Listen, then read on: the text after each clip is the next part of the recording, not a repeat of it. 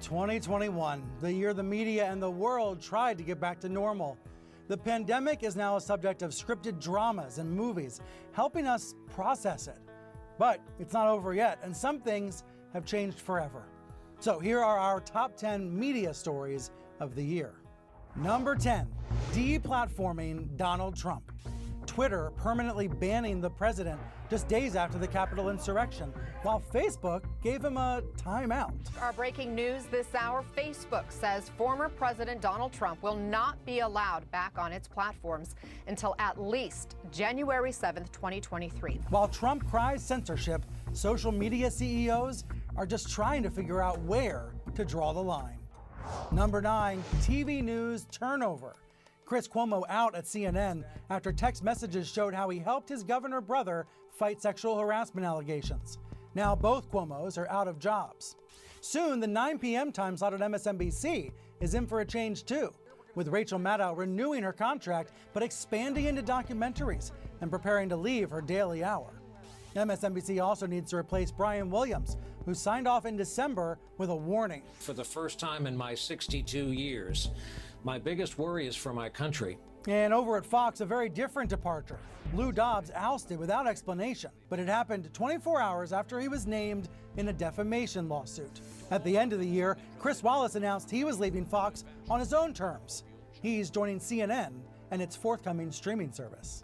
Number 8, Oprah's bombshell interview with Prince Harry and Meghan Markle. The revelations shook the royal family, with the Duchess of Sussex citing the family's, quote, concerns about baby Archie's skin color. She said she felt so alone, she contemplated suicide. I just didn't want to be alive anymore. Fallout from the interview rippled across the media, and when a co-anchor called out Piers Morgan for his anti-Meghan rants, he stormed off the set of his British morning show. You continue to trash her. Okay, I'm done with this. No. Sorry, no. Sorry. So, do you know what? That's pathetic. You can trash me, maybe not my No. See you later. I'm being... Sorry, can't do This is this. absolutely diabolical behavior. He then left the network. As for Harry and Meghan, they are now making podcasts and TV shows, which leads me to number 7, the streaming wars. Hollywood giants are trying to get even bigger, investing more and more in streaming series to keep you subscribed.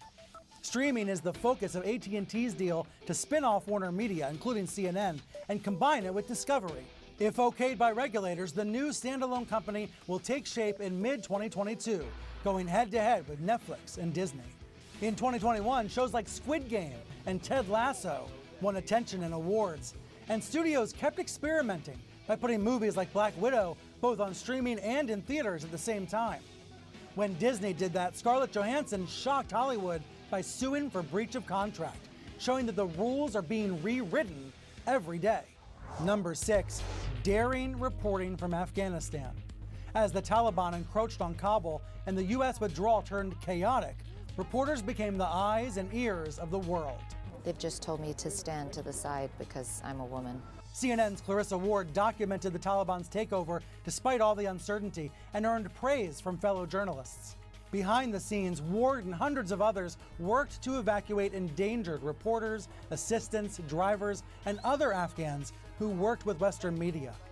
The local reporters who remain there face a hostile climate. Which brings me to number 5, the continuing crackdown on global press freedom. In Hong Kong, police raided a pro-democracy newspaper in June, arresting top editors.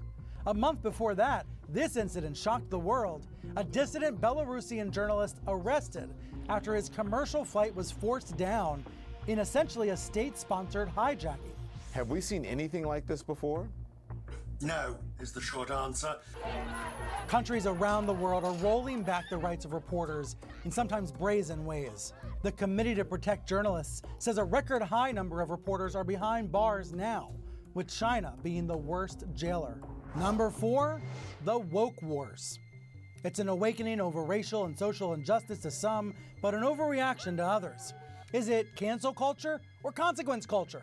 And whatever it's called, has it gone too far? These debates raged across media all year. It'll eventually get to straight white men are not allowed to talk. This is called a purge. It's a mentality that belongs in Stalin's Russia. Canceling Dr. Seuss isn't stupid, it's intentional. Of course, Dr. Seuss wasn't canceled. his legacy company simply decided to stop publishing a few titles that had racist imagery. But free speech issues are real, and alternatives are emerging for people who want to bypass traditional book publishers, newspapers, and other gatekeepers. Writers are flocking to Substack and launching newsletters, a new model that brings fresh debates over free speech. Number 3, January 6th denialism. The big lie about Trump winning the election led to the big deny, desperate attempts to erase the violent reality of the riot. You see people walking around and taking pictures. They don't look like terrorists, they look like tourists. That's Fox's highest rated star trying to rewrite history. While commentators stoke conspiracy theories, right-wing media barely covers the real news about the insurrection's aftermath or the new efforts to subvert democracy at the state level. What we are losing in America is a sense of shared reality, but the big lie may cost its crusaders. Breaking just a short time ago, Fox facing a $1.6 billion lawsuit accused of spreading election lies. And that was just the beginning. 2 voting tech companies have filed multiple defamation suits against Fox News and other networks. And a series of blockbuster books continue to reveal what really happened during Trump's final days in the White House. Number 2, the Facebook reckoning. A whistleblower was heard around the world, first through the Facebook files, a series of Wall Street Journal stories based on leaks from inside Facebook. Then the source, Frances Haugen, stepped forward. I believe Facebook's products harm children, stoke division, and weaken our democracy. The company's leadership knows how to make Facebook and Instagram safer, but won't make the necessary changes because they have put their astronomical profits before people. Haugen alleged that the company's own research showed its platforms can be toxic for children and society writ large, but that the company failed to take action. CEO Mark Zuckerberg pushed back, saying many of her claims didn't make sense. But Haugen gave new momentum to governments that want to rein in social media. Anti-social media was a through line for the entire year, bringing us to the #1 media story of 2021. The vaccine disinformation divide. Reliable info about COVID-19 vaccines helped people get vaxxed and protected. But anti-vax lies and distortions went viral from Facebook to Fox in ways that worsened the pandemic's terrible toll. The right-wing media machine took conspiracy theories from the fringes and moved them to the mainstream. Radical left-wing fanatics who are bent on forcing each and every American to get themselves injected with an experimental, unproven drug. Fox News demonized Dr. Anthony Fauci. This is what people say to me, that he doesn't represent science to them. He represents Joseph Mengele. And the anti-science rhetoric cost lives. Several right-wing radio hosts who resisted vaccines died of COVID.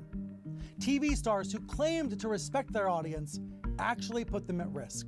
Big tech platforms said they tried to clean up the garbage, but the vaccine divide is a sad reflection of a choose-your-own-news culture.